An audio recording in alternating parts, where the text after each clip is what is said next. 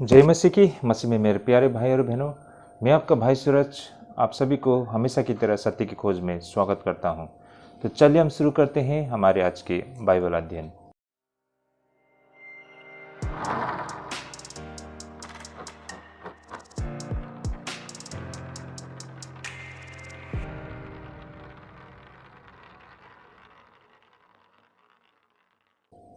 एक बार फिर से आप सभी का स्वागत है सत्य की खोज में भाई और बहनों।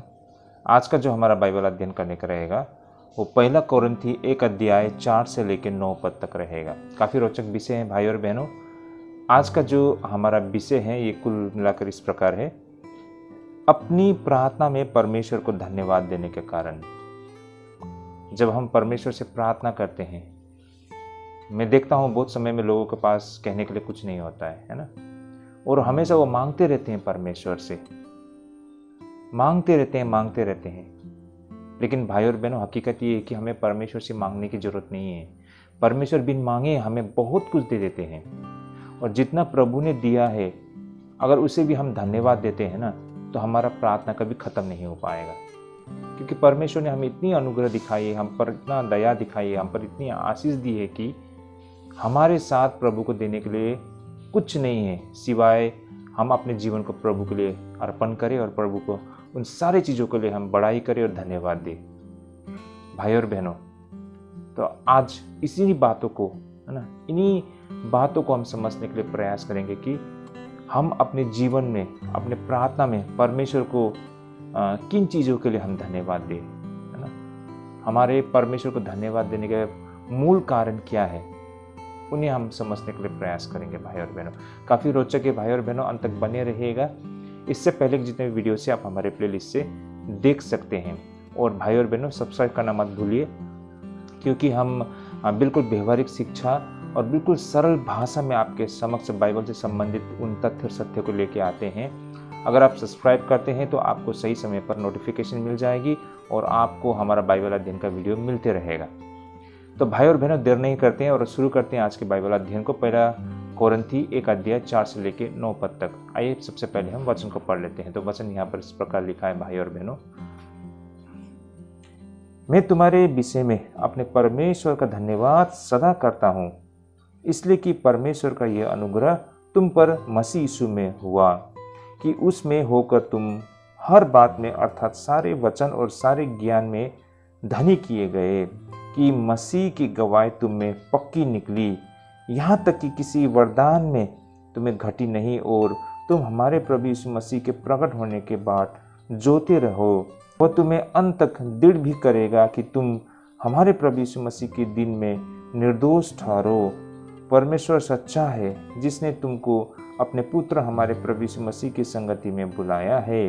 ओके, आमीन। भाई और बहनों, इन वचनों को हम पढ़ते समय हमें कुछ बातें समझ में आ जाए कि किस कारण से, किस लिए हम परमेश्वर को धन्यवाद दें, ना, किन कारणों के लिए हम प्रभु को धन्यवाद दें। आइए भाई और बहनों, इसे हम विस्तार से समझते हैं। लेकिन सबसे पहले हम इसकी जो गहराई, इससे जुड़ी हुई जो सत्य और तथ्य है, इसे हम समझने से पहले इसके शाब्दिक अर्थ, लिटरल मीनिंग को हम समझने के लिए कोशिश करते हैं। आज का विषय बहुत छोटा विषय है भाई और बहनों, लेकिन काफ़ी इंटरेस्टिंग विषय है, अंत तक बने रहेगा। तो भाई और बहनों, आइए पहले हम इस पैसेज के शाब्दिक अर्थ को समझने का प्रयास करते हैं। सबसे पहले तो हमने अभी जो पढ़ा है 4 से लेकर 9 पद तक में, इसमें पहले 4 से 7 पद तक हम देखते हैं। जैसे कि यहाँ पर 4 से 7 पद में प्रेरित पौलुस परमेश्वर को धन्यवाद देते हैं, क्योंकि उन्होंने उद्धार को परमेश्वर के उपहार के रूप में स्वीकार किया है, और वह उपहार यीशु मसीह द्वारा आती है। प्रेरित पौलुस कुरिन्थ के ईसाइयों को परमेश्वर के आध्यात्मिक उपहारों के विषय में बता रहे हैं। भाई और बहनों, आध्यात्मिक उपहार, परमेश्वर ने हमें इतनी आशीष दी है ना, इतना अनुग्रह हम पर दिखाया है, और इनमें से ज्यादातर भाई और बहनों ये आध्यात्मिक है। भाई और बहनों, इसे हम समझने के लिए प्रयास करते हैं। उसी तरह भाई और बहनों, 8 से लेकर 9 पद में प्रेरित पौलुस कुरिन्थ के विश्वासी को यह भी याद दिलाते हैं कि परमेश्वर उनके विश्वास को मजबूत रखेंगे। वह ऐसा तब तक करेगा जब तक मसीह वापस नहीं आ जाती है, और साथ ही परमेश्वर ने उन्हें मसीह के जीवन को साझा करने के लिए चुना है। तो भाइयों और बहनों, इस तरह धन्यवाद ज्ञापन के इस अंश में 3 बातें बिल्कुल स्पष्ट हमें दिखाई पड़ती है। हमारे एकदम दृढ़ कारण परमेश्वर को धन्यवाद देने का, इसके पीछे हम 3 ऐसे बातों को हम समझ सकते हैं। पहला तो वो वादा है जो सच हो जाती है ना, या फिर वो वादा है जो सच हो गई है। जैसे कि 4 से लेकर 6 पद में जो बातें कही गई है, मैं इसे पढ़ लेता हूँ। 1 कोरिन्थियों का अध्याय 4 से 6 पद में, मैं तुम्हारे विषय में अपने परमेश्वर का धन्यवाद सदा करता हूँ, इसलिए कि परमेश्वर का यह अनुग्रह तुम पर मसीह यीशु में हुआ कि उसमें होकर तुम हर बात में अर्थात सारे वचन और सारे ज्ञान में धनी किए गए, कि मसीह की गवाही तुम में पक्की निकली। यहाँ पर जब प्रेरित पौलुस ने कुरिन्थियों को ईसाइयत का प्रचार किया तो उन्होंने उनसे कहा कि ईसा मसीह उनके लिए कुछ ऐसे चीज़ें कर सकते हैं, और अब वह गर्व से दावा भी ये करते हैं कि उन्होंने ये जो प्रतिज्ञा की थी एक समय में कि ईसा मसीह कर सकते हैं, वो सब अब पूरा हो गया है। हम किसी व्यक्ति को ईसाई धर्म में प्रवेश करने को लेकर तर्क नहीं कर सकते हैं, बल्कि हम उससे केवल यह कह सकते हैं, इसे आजमाएं और देखें कि क्या होती है। भाई और बहनों, पहली तो ये बात है, और इन सारी चीज़ों के लिए हम परमेश्वर को धन्यवाद दें। आगे भाई और बहनों, ये जो उपहार के विषय में यहाँ पर बताया गया है, जैसे कि 7 पद में है ना, इसे हम समझने के लिए प्रयास करते हैं। 1 कोरिन्थी 1 अध्याय 7 पद, जैसे यहाँ लिखा है ना, मैं पढ़ लेता हूँ। यहाँ तक कि किसी वरदान में तुम्हें घटी नहीं, और तुम हमारे प्रभु यीशु मसीह के प्रकट होने के बाद जोते रहते हो। भाई और बहनों, यहाँ पर उपहार के विषय में बताए गए है ना, कि यहाँ तक कि किसी वरदान में तुम्हें घटी नहीं। परमेश्वर ने हमारी जरूरत के मुताबिक है ना, हमारे जरूरत के अनुसार उन सारे उपहार को हमें वरदान के रूप में दी है। भाई और बहनों, ये बहुत ही बड़ी बातें हैं। भाई और बहनों, प्रेरित पौलुस ने यहाँ पर अपने एक पसंदीदा शब्द का भी प्रयोग किया है, और वह शब्द थी करिश्मा, जिसका अर्थ है किसी व्यक्ति को मुफ्त में दिया गया उपहार, एक ऐसा उपहार जिसके वो हकदार नहीं थे और जिसे वह स्वयं कभी अर्जित भी नहीं कर सकते थे। देखें ना भाई और बहनों, सही मायने में हम इतने भ्रष्ट इंसान हैं, हमने कई दफे परमेश्वर को धोखा दिया है, परमेश्वर की आज्ञा को तोड़ा है, हमने पाप किया है, गुनाह किया है। इस नजरिया से देखें तो हम परमेश्वर के निकट जाने के योग्य ही नहीं है, प्रभु के क्षमा के एकदम योग्य ही नहीं है। फिर भी प्रभु ने हम पर दया की है, हमारे अपराधों को क्षमा किया है और हमें अवसर दिया है कि हम जीवन में प्रवेश कर सके। भाई और बहनों, पहली बात तो ये है। दूसरी बात, ये जो उपहार परमेश्वर हमें देते हैं वरदान के रूप में, इसे हम अर्जित भी नहीं कर सकते हैं। दुनिया में ऐसे बहुत सारी चीज़ें हैं जो हम अर्जित करते हैं ना। मान लीजिए किसी व्यक्ति ने PhD है ना, और डॉक्टरेट डिग्री उन्होंने लिया है, उसने उस डिग्री को अर्जित किया है, उसने मेहनत की है ना, उसने बहुत मेहनत की है, लगन से इस काम को किया है, तब जाके उसने उस डिग्री को हासिल किया, उससे अर्जित किया है। लेकिन ये जो परमेश्वर का वरदान होता है, जो आज आप और हमारे लिए एक बहुमूल्य उपहार है, इसे हम खरीद नहीं सकते हैं, हमारे रुपये पैसे से हम इसे खरीद नहीं सकते हैं, या फिर इसके लिए हम बहुत मेहनत करके पसीना बहाकर भी हम इस उपहार को, इस वरदान को हम अर्जित नहीं कर सकते हैं। ये तो परमेश्वर के ओर से हमें मुफ्त में दिया गया एक बहुत ही बहुमूल्य उपहार है। भाई और बहनों, इन बातों को समझने के लिए प्रयास करना होगा। बहुत सारे लोग, उस जमाने में भी हम देखते थे ना, बहुत सारे लोग रुपया पैसा देकर ऐसे सामर्थ्य को पाना चाहते थे। हमने बहुत समय में बाइबल में इन सारे लोगों को विषय में हमने पढ़ा है, अध्ययन किया है ना। इनफैक्ट आज के डेट में भी बहुत सारे लोग ऐसा चाहते हैं, शॉर्टकट है ना, कि मतलब उनके पास रुपया पैसा है, धन संपत्ति है, इसके जरिए से वो खरीदना चाहते हैं, या फिर बहुत मेहनत करके पसीना बहाकर इसे अर्जित करना चाहते हैं। लेकिन वास्तव में ये तो परमेश्वर की ओर से अपने जन लोगों के लिए मुफ्त में दिया गया उपहार है, जिसे आप कहीं खरीद या फिर अपने ताकत से इसे आप अर्जित नहीं कर सकते हो। भाई और बहनों, इन हकीकत को भी हमें समझना होगा। इसलिए परमेश्वर का जो उपहार परमेश्वर ने जो हमें मुफ्त में दिया है, ये बहुमूल्य है। भाई और बहनों, इन चीज़ों के लिए परमेश्वर को हमें हर दिन धन्यवाद देना जरूरी है। ये उपहार प्रेरित पौलुस के ओर से 2 तरह से आती है। भाई और बहनों, जैसे कि उद्धार परमेश्वर का करिश्मा है, परमेश्वर के साथ सही रिश्ते में प्रवेश करना एक ऐसी चीज़ें हैं जिसे मनुष्य स्वयं कभी हासिल नहीं कर सकते हैं। यह एक अनर्जित उपहार है जो परमेश्वर के प्रेम की सरासर उदारता से आता है भाई और बहनों। जैसे कि रोम 6 का 23 पद में हम लोग देख सकते हैं।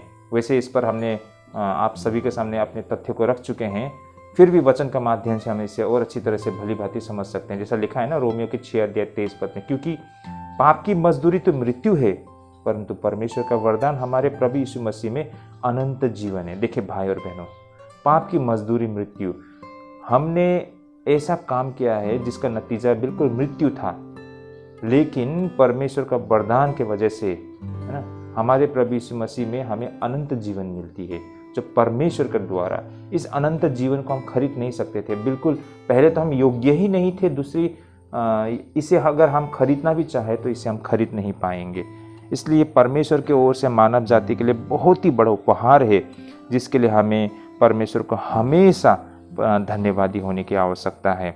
दूसरा, ये उपहार, यह एक व्यक्ति को वो सब कुछ देता है जो उसके पास हो सकता है या फिर रह सकता है, और साथ ही जो भी उसके पास जीवन के लिए विशेष उपकरण हो सकते हैं। भाई और बहनों, कहने का तात्पर्य, हर इंसान में कुछ खूबियाँ, है ना, कुछ टैलेंट बोल सकते हैं, या फिर ऐसे कुछ क्वालिटीज़ होते हैं जो भाई और बहनों उसे परमेश्वर से मिलती है। बहुत लोगों को लगता है कि मतलब उसके अंदर जो टैलेंट है उसने उसको डेवलप किया है। ऐसा नहीं है भाई और बहनों, ये परमेश्वर की ओर से एक उपहार है, एक वरदान है, जिसको आपने और भी मतलब इसको सही तरीके से प्रयोग करके इसको और भी मतलब फ्लोरिश किया है और प्रोडक्टिविटी बनाया है इसको भाई और बहनों, है ना। लेकिन ऐसा नहीं है कि ये आपने इसको कहीं से अर्जित किया है, ऐसा नहीं है। मैं उदाहरण देता हूँ, कुछ लोगों में देखिए, हर कोई गिटार सीखना चाहता है, म्यूजिक सीखना चाहता है ना। मतलब जब लोगों को स्टेज में म्यूजिक इंस्ट्रूमेंट बजाते हुए देखते हैं, गिटार बजाते हुए, वायलिन बजाते हुए देखते हैं, तो मतलब सब उसकी मतलब प्रशंसा करते हैं, है ना। तो ये देखकर ऐसा लगता है कि हम भी इसे सीख ले और हम भी मतलब एक चमकता हुआ सितारा बन सके, लेकिन हर कोई नहीं बन पाते हैं। कुछ ऐसे लोग होते हैं जो विशेष लोग ही इसे कर पाते हैं और उसमें वो बिल्कुल ज़बरदस्त तरीके से सफल हो पाते हैं। मान लीजिए फुटबॉलर्स ना, बहुत सारे लोग फुटबॉल खेलते हैं, लेकिन कुछ चुने मुने लोग ही एक अच्छा फुटबॉलर बन पाते हैं और नाम कमा पाते हैं, है ना। तो उसमें वो टैलेंट, वो वरदान परमेश्वर ने दिया है, उसको और भी उसने फ्लोरिश किया। वही बात है भाई और बहनों, और कुछ नहीं है। इन बातों को हमें समझना होगा। तो भाई और बहनों, यहाँ पर भी हर व्यक्ति में वो उपहार होते हैं, वो टैलेंट होते हैं, लेकिन भाई और बहनों इसे लेकर हमें घमंड नहीं करनी चाहिए। बहुत समय में फिर लोग घमंड कर बैठते हैं, उसे लगता है कि यह टैलेंट उसका खुद का है, उसने इसको हासिल किया है ना, और इसके लिए वो बहुत घमंड महसूस करते हैं, है ना। लेकिन भाई और बहनों, ये घमंड नहीं करनी चाहिए।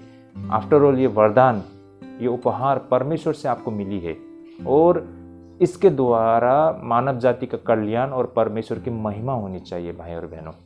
इस पर हम गंभीरता से और भी अध्ययन करेंगे आगे, लेकिन इससे संबंधित कुछ ऐसे वचन है जिसे आज हम पढ़ेंगे तो इसे और भी हम विस्तार तरीके से समझ पाएंगे। जैसे कि भाई और बहनों, 1 कोरिन्थी 12 अध्याय 4 से लेकर 10 पद में लिखा है ना, जैसे यहाँ लिखा है, वरदान तो कई प्रकार के हैं परंतु आत्मा एक ही है, और सेवा भी कई प्रकार की है परंतु प्रभु एक ही है, और प्रभावशाली कार्य कई प्रकार के हैं परंतु परमेश्वर एक ही है, जो सब में हर प्रकार का प्रभाव उत्पन्न करता है, किंतु सबके लाभ पहुंचाने के लिए हर एक को आत्मा का प्रकाश दिया जाता है, क्योंकि एक को आत्मा के द्वारा बुद्धि की बातें दी जाती है और दूसरे को उसी आत्मा के अनुसार ज्ञान की बातें, और किसी को उसी आत्मा से विश्वास और किसी को उसी आत्मा से चंगा करने का वरदान दिया जाता है, फिर किसी को सामर्थ के काम करने की शक्ति, और किसी को भविष्यवाणी की, और किसी को आत्माओं को परख, और किसी को अनेक प्रकार की भाषा, और किसी को भाषाओं का अर्थ बताना। तो देखिए भाई और बहनों, कितने प्रकार के वरदान परमेश्वर ने हम हर एक इंसान को दी है। देखिए, कोई भी व्यक्ति व्यर्थ नहीं है, बेकार नहीं है भाई और बहनों। हर इंसान में वो उपहार, वो वरदान के रूप में, है ना, वो उपहार हमें मिली है। इसे हमें रिकॉग्नाइज करने की जरूरत है और इसके द्वारा परमेश्वर की महिमा होने की जरूरत है। कोई भी इंसान बेकार नहीं है, किसी न किसी में कुछ न कुछ टैलेंट है ना। कुछ अच्छे तरीके से बोल सकते हैं, कुछ लोग कुछ अच्छे तरीके से समझा सकते हैं, कुछ लोग लिख सकते हैं, कुछ लोग पढ़ सकते हैं, कुछ लोग बजा सकते हैं, है ना, कुछ लोग दिखा सकते हैं, है ना। मतलब हर इंसान में कुछ ऐसा टैलेंट होता है। वो टैलेंट को वो ये टैलेंट, ये आपके लिए एक वरदान है जो परमेश्वर की ओर से। इसे हमें पहचानने की आवश्यकता है। कोई भी व्यक्ति बेकार नहीं होता है, चाहे वो बिल्कुल गांव के हो या शहर के हो, या कम पढ़ा लिखा हो या गरीब हो या अमीर हो। हर इंसान में वो वरदान होती है। इसे हमें रिकॉग्नाइज करने की आवश्यकता है। याद रखिए, कोई भी व्यक्ति बेकार नहीं होता है। परमेश्वर का सृष्टि है ना, परमेश्वर ने सारे लोगों को सृष्टि किया है और वो बेकार के लिए नहीं होता है। उसमें कुछ ना कुछ क्वालिटी होता है। देखिए, जंगल में हर प्रकार के घास, पेड़ पौधे होते हैं। दिखने में ऐसा लगता है ना कि बेकार है।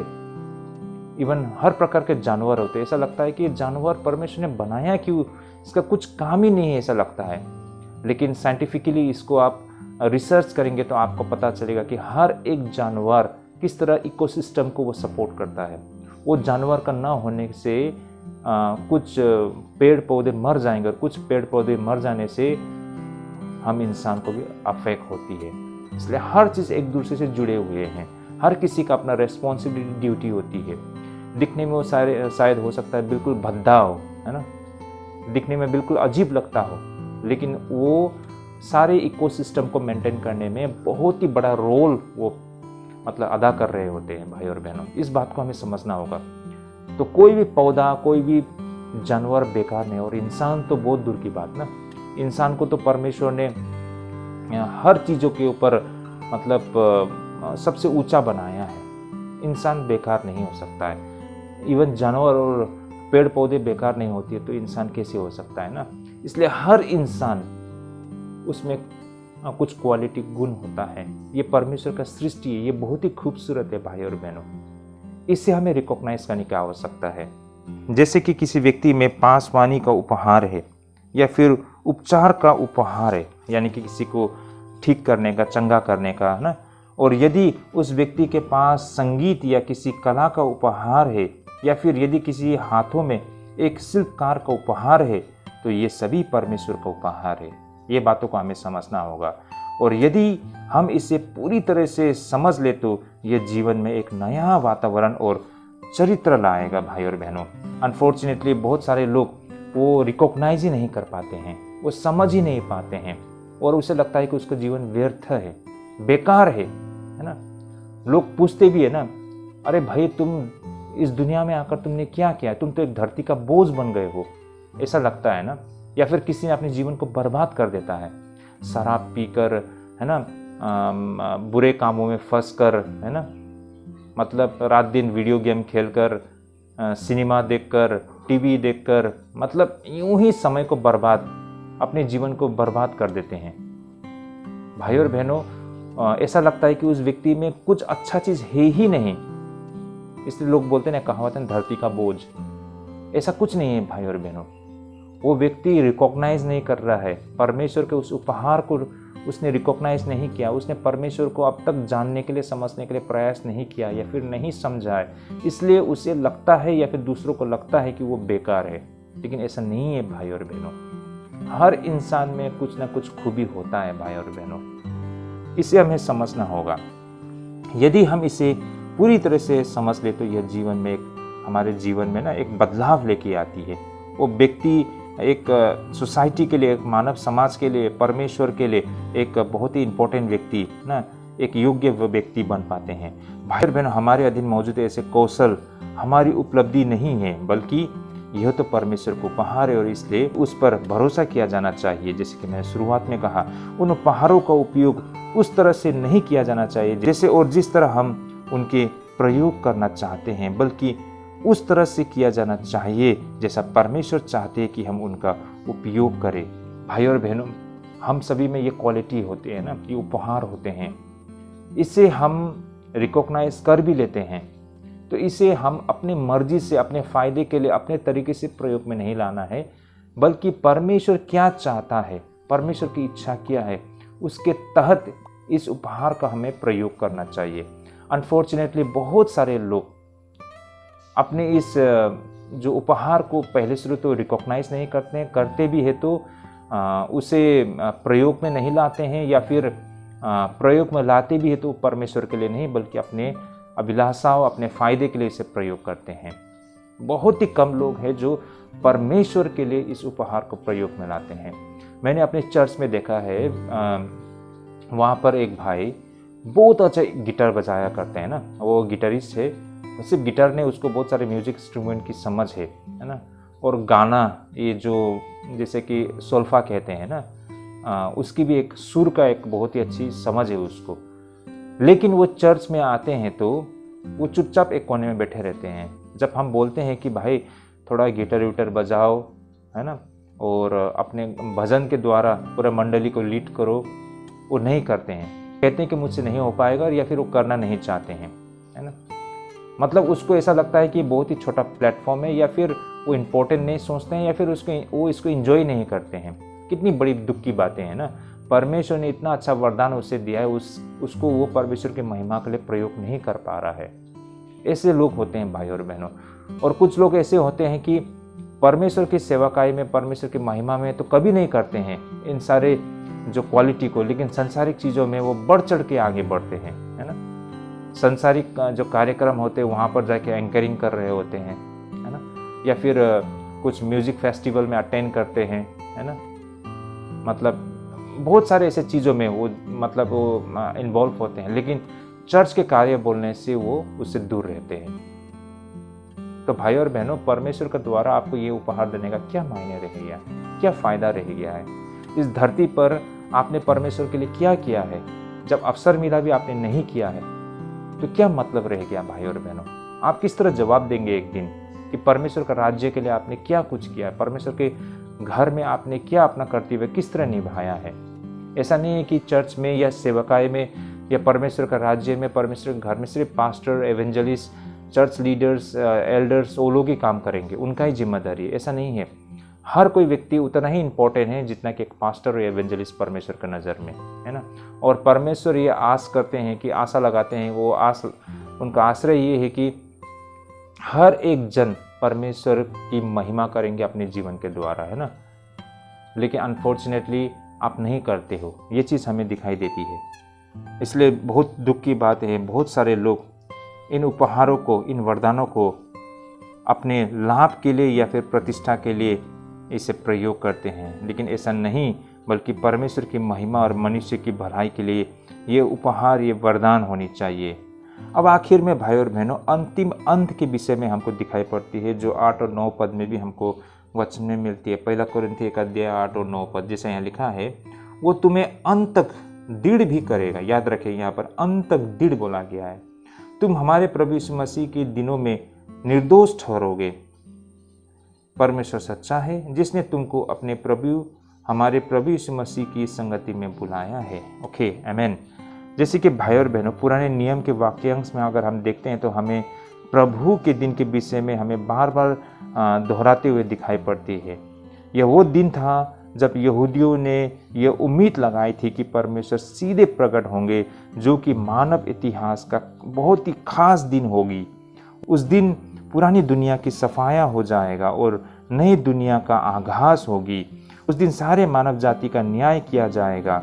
अब भाई और बहनों, कुछ उसी तरह न्याय का दिन होगी भाई और बहनों। जैसे कि ईसाइयों ने प्रभु के दिन को प्रभु यीशु मसीह के दिन के रूप में ले लिया है, या फिर इसे हम इस तरह समझते हैं और इसे उस दिन के रूप में माना जिस दिन प्रभु यीशु मसीह अपनी सारी शक्ति और महिमा में वापस आएंगे, और तभी यह वास्तव में न्याय का दिन कहलाएगा। भाई और बहनों, बीता हुआ समय में एक अंग्रेज कवि ना, जिनका नाम कैडमन थे, तो उन्होंने अपनी एक कविता में न्याय के दिन के विषय में चित्रित की थी, और उस कविता में उन्होंने दुनिया के बीच में स्थापित क्रूस की कल्पना की थी, और उस क्रूस में एक न्याय के दिन में एक अजीब सी रोशनी प्रभावित होगी। यानी कहने का तात्पर्य, ये कवि जो एक अंग्रेजी या फिर एक अंग्रेज कवि ना, वो एक अंग्रेजी कवि में वो जो क्रूस की न्याय को दर्शाता है, और वो कहते हैं कि दुनिया के बीच में न्याय के दिन में एक क्रूस होगा। उस क्रूस की वो कल्पना करता है ना, कि किस तरह परमेश्वर अपने मानव जाति का न्याय करते हैं, इस संसार के जगत की न्याय करते हैं। तो वो अपने कवि में दिखाता है कि एक क्रूस है ना, उस क्रूस से बहुत ही अजीब सी एक रोशनी निकलती है, जिसमें से एक तेज भेदने वाला एक्सरे की तरह थी, और वह लोगों से उनके भेष को छीन लिया करती थी और उनकी असलियत को दिखा देती थी। भाई और बहनों, ऐसा ही कुछ अंत के दिन में, परमेश्वर के न्याय के दिन में होगी ना। देखिए, ऐसे देखा जाए तो हम में से हर एक इंसान बाहर से तो बहुत अच्छा लगता है ना, हमारा अंदर क्या है हमें नहीं दिखाई पड़ता है। लेकिन परमेश्वर जब न्याय के दिन में ये जो हमारी बाहरी रूप है ना, इसे हटा देंगे और हमारे असलियत को सबके सामने रखा जाएगा। देखिए भाई और बहनों, उस समय कुछ भी छुपाने के लिए नहीं होगा, आपकी सारी असलियत बाहर निकल के आ जाएगी। तब भाई और बहनों, आपके रोने और पश्चाताप करने के अलावा आपके पास कुछ नहीं होगा, लेकिन उस समय बहुत देर हो चुका होगा। परमेश्वर एक दिन सब कुछ उजागर कर देंगे। ये दुनिया इस तरह नहीं होगा। आज झूठ के ऊपर ये दुनिया चल रहा है ना, सारे लोग अपने पाप को मतलब बाहर से ढक के रखते हैं, लेकिन उस दिन जब परमेश्वर का न्याय होगा, कोई भी अपने पाप को ढक नहीं पाएंगे। परमेश्वर का न्याय बहुत जबरदस्त होगा भाई और बहनों। यहाँ पर प्रेरित पौलुस का विश्वास था कि जब अंतिम न्याय का समय आती है, तो जो व्यक्ति मसीह में है वो इस हालात का सामना भी बिना किसी डर के कर सकता है, क्योंकि वो अपने गुणों को नहीं बल्कि मसीह के गुणों को धारण करेगा, ताकि कोई भी उस पर महाअभियोग नहीं लगा सकेगा। भाई और बहनों, जैसे कि यहाँ वचन में हमने देखा है ना, लिखा है यहाँ, जैसे मैं पढ़ लेता हूँ, क्या लिखा है। एक 1 कोरिन्थी 1 अध्याय 8 पद में, वह तुम्हें अंत तक दृढ़ भी करेगा कि तुम हमारे प्रभु यीशु मसीह के दिन में निर्दोष ठहरो। यहाँ कहा गया है ना, निर्दोष ठहरो। और कहते हैं आगे, परमेश्वर सच्चा है जिसने तुमको अपने पुत्र हमारे प्रभु यीशु मसीह की संगति में बुलाया है। ओके, आमेन। भाई और बहनों, तो इन सारी चीज़ों के लिए आज हमें परमेश्वर को धन्यवाद देने की आवश्यकता है। परमेश्वर के इन सारे उपहारों के लिए हमें परमेश्वर को धन्यवाद देना चाहिए। वैसे हम मनुष्य जाति इस योग्य नहीं थे, लेकिन फिर भी परमेश्वर ने हमें एक सुनहरा अवसर दिया है ताकि हम जीवन में प्रवेश कर सके।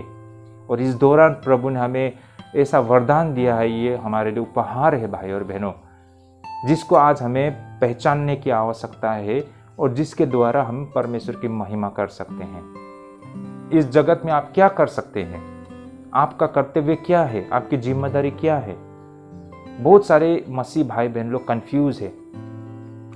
उनको लगता है कि उनका काम सिर्फ चर्च जाना है, रविवार में दशवांश देना है, भजन गाना है, प्रार्थना करना है और वापस घर चले आना है।